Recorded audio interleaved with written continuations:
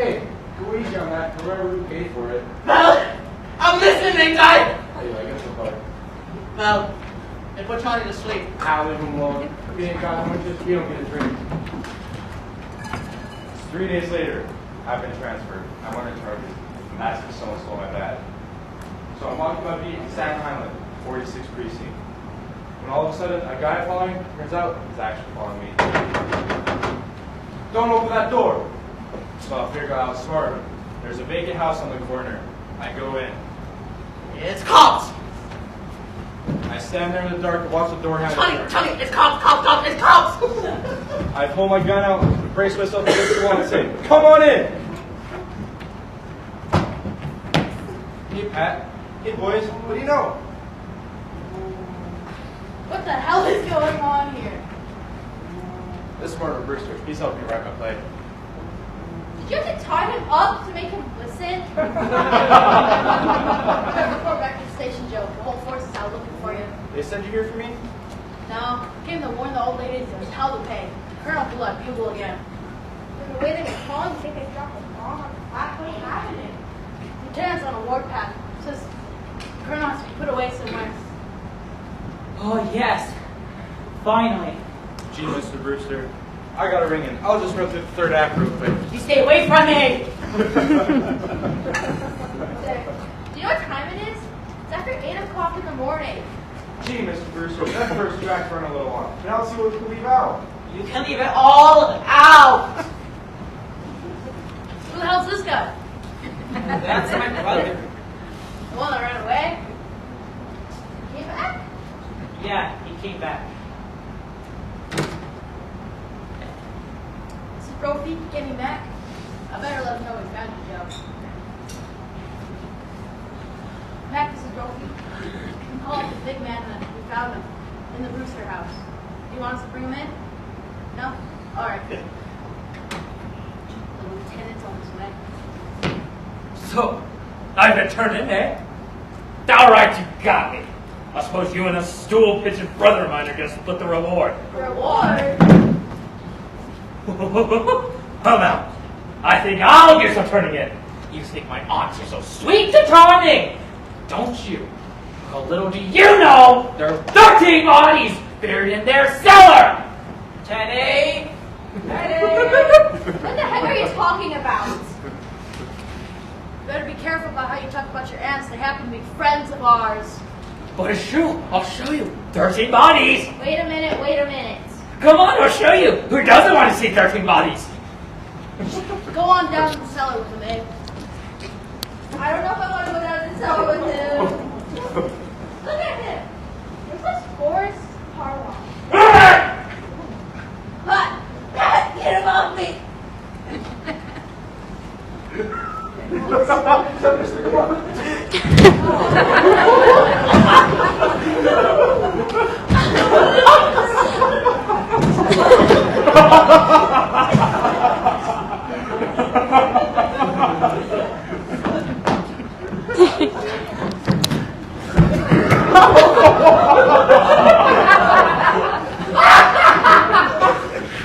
Which way?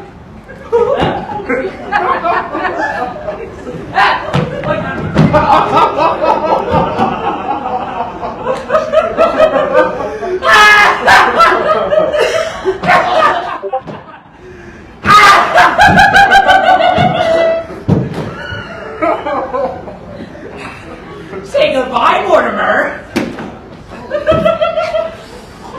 Night night. Fucker. Come in. What the hell's going on in here? I told you, man, I would handle this. Sir, we were just about to. What happened to him? Put up a fight? Then the guy that blows the bugle. It's his brother. He tried to kill Klein. All I said was he looked like Boris Karloff. Bring him out here.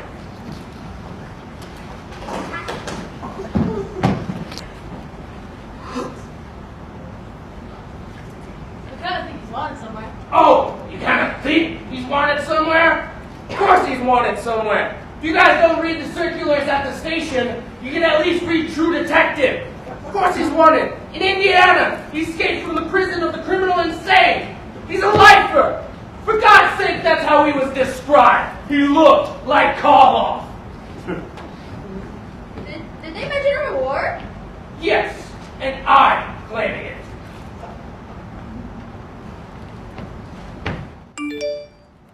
I thought a long talk kind of crazy. Oh, it's Shakespeare.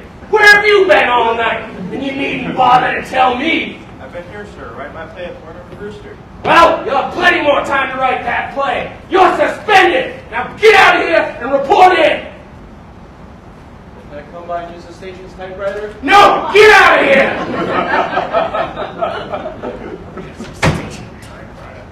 Now you guys take that guy somewhere else and bring him too. See what you can find out about his accomplice. You know, the one that helped him escape? Gosh! The guy's wanted too. Like, it's no wonder Brooklyn's in the shape it's in with a police force full of idiots like you. Falling for a story like that. 13 bodies in the cellar? But there are 13 bodies in the cellar. Who are you? I'm President Roosevelt. What the hell is this? That's the Post Bugle. Good morning, Colonel. Blow your last bugle, Colonel. Dear me, another yellow fever victim. What? All the bodies in the cellar are yellow fever victims. Will you guys get that guy out of here?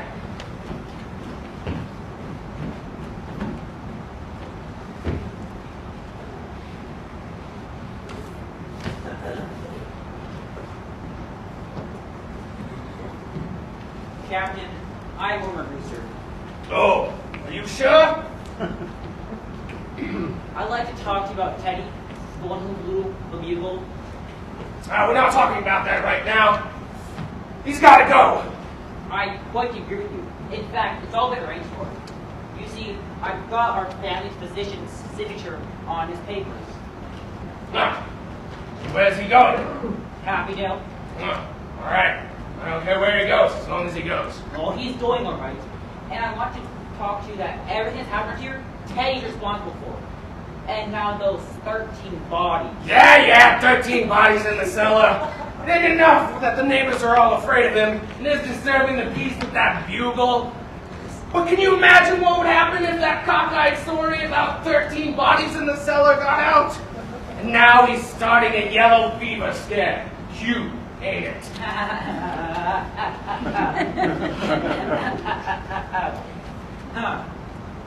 Do you think Eddie would believe that story? 13 bodies? Well, you never know. Some people are just dumb enough. You never know what to believe anymore. I mean, just last year, I had a crazy guy start a murder room over in Greenpoint. And I just had to dig up a half-acre lot just to prove that it didn't actually happen. Excuse me.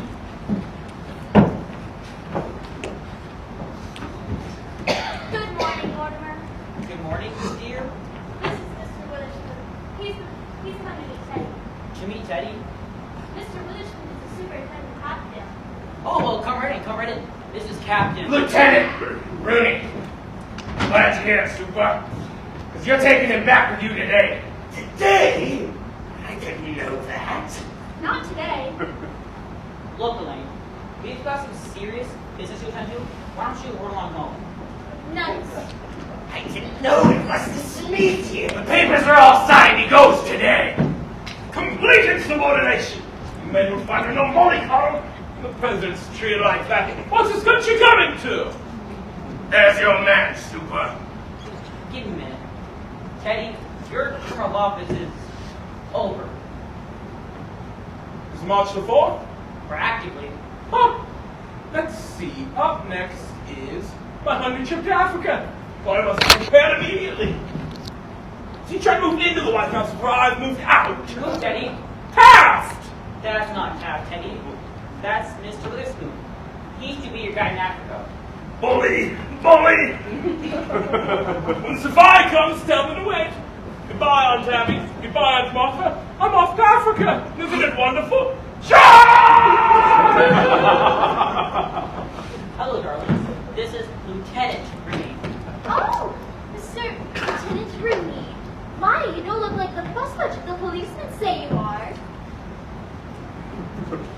is Mr. Witherspoon. Oh, Mr. Witherspoon, how do you do? You come to meet Teddy. He's come to take him. You see, aunties, why they want Teddy to go today is because, well, he blew his bugle again last night. Oh no! Oh, we're going to speak to him about that. Sorry, Miss Brewster. It has to be done. Papers are all signed. He's going with the superintendent here. We won't permit. We promise to take the bugle away from him. We won't be separated from Teddy. Well, law's the law. He's committed himself and he's going. Well, if he's going, we're going to! Yes, you'll have to take us with him. Well, why not? Well, that's sweet of him to want to. He can't take sane people at Happydale. Mr. Witherspoon, if you'll let us live there with Teddy, we'll see the Happy Dale is in our will, and for a very generous amount. Well, the Lord knows we could use the money. I'm afraid. Now, let's be sensible about this, ladies. I mean, here I am wasting my time with this garbage when I could be out there in Brooklyn, solving real crimes. Like there are still murders going on in Brooklyn. Yes. Oh, there are there? Yeah, and it ain't only his bugle blowing, and the neighbors are all afraid of him. But things would just get worse. Sooner or later, we'd be put out to the trouble of digging up your cellar. Our cellar? Yeah, your nephew's going around saying that there are 13 bodies in the cellar. Oh, but there are 13 bodies in our cellar. If that's why you think Teddy has to go away, you come down to the cellar with us and we'll prove it to you. There's one, Mr. Spinoza, who doesn't belong here and will have to go, but the other 12 gentlemen are ours. I don't think the lieutenant wants to go down the cellar. He was just telling you last year he had to dig up a half-acre lot. Weren't you, Lieutenant? That's right. But you wouldn't have to dig here. The graves are all marked. We put flowers on them every Sunday. Flowers? Are you sure you can't find a spot for him, Super?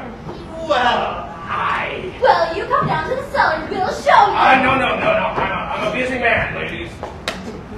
How about it, Super? well, they have to be committed. Well, Teddy committed himself. Can't they sign the papers? Why, certainly. Oh, if we can go with Teddy, we'll sign the papers. Where are they? Yes, where are they? Coming around, Lieutenant.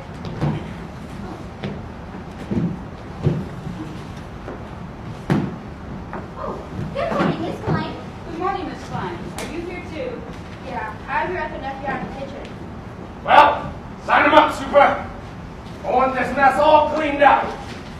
13 bodies.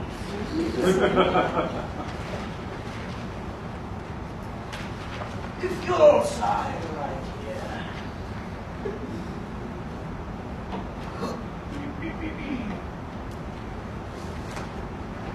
And you here, Aunt Abby?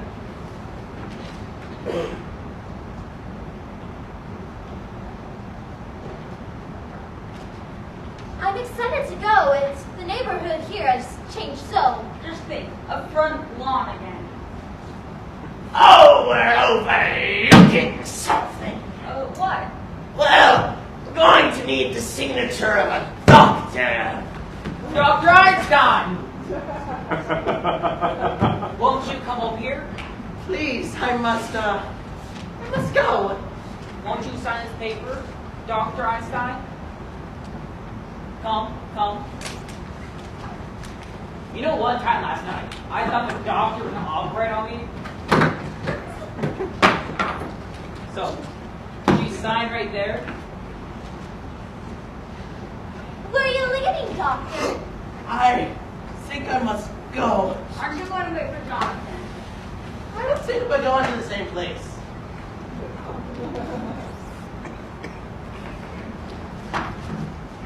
Hello, Mac. Rooney here. We got the guy that's wanted in Indiana. Now, there's a description of his accomplice on the desk there. Can you read it out to me? Uh-huh. All right. So he's about 5'4", about 220 pounds. Kind of built like a middle school linebacker. Brown hair, terrible perm. Four eyes. Little bit of an overbite. Speaks in an unconvincing German accent. Poses as a doctor. Alright, thanks, Mac. It's all right, Lieutenant. The doctor here has completed the signature. Thank you, sir. You've really done Brooklyn a service.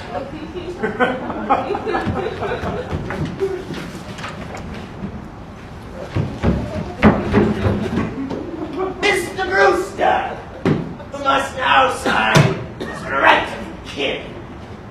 Of course.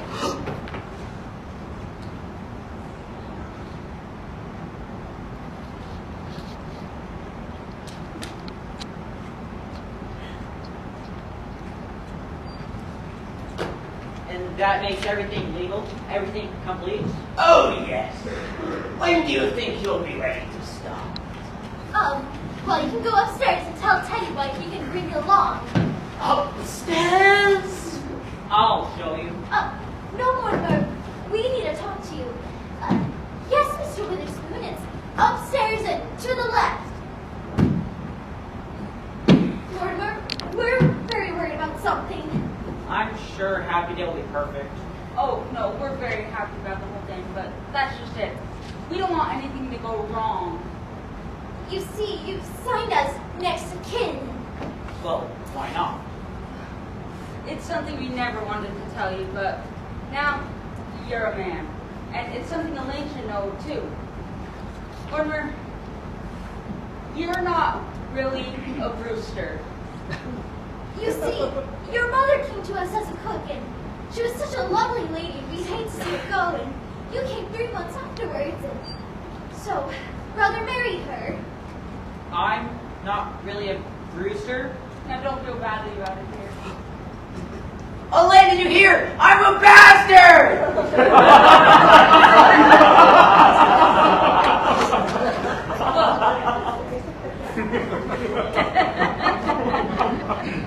Now, I really must see you about breakfast. Oh, don't bother. Mortimer and I were in my house. Mother's back to Philadelphia, and we're going to have breakfast together. And some coffee. Oh, I think you're going to go to bed, though. I do.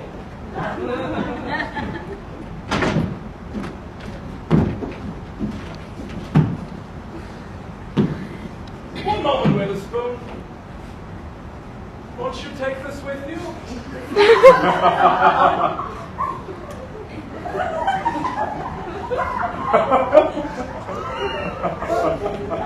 We won't need the wagon. The car's out front.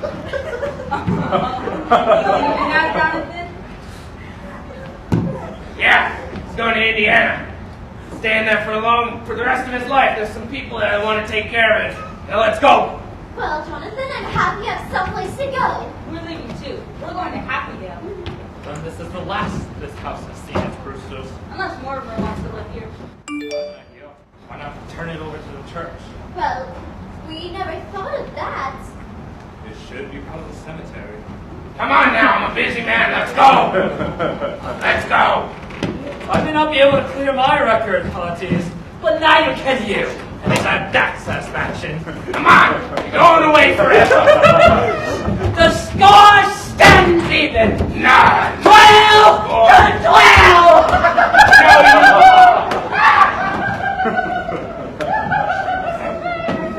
Jonathan always was a mean boy. He never stand to see anyone ahead of him. And I wish we could show him that he really wasn't that smart. Oh, Mr. Witherspoon, do you have family at Happydale? I have no family. Well, I suppose you consider everyone at Happydale your family? You misunderstand. As head of the institution, I must remain quite aloof. But my duty is my duty. Well, Martha. Well, if Mr. Witherspoon can't join us for breakfast, then he can join us for a glass of elderberry wine. Elderberry wine? Why, I haven't had elderberry wine since. Of course, a relationship at Happydale will be far more formal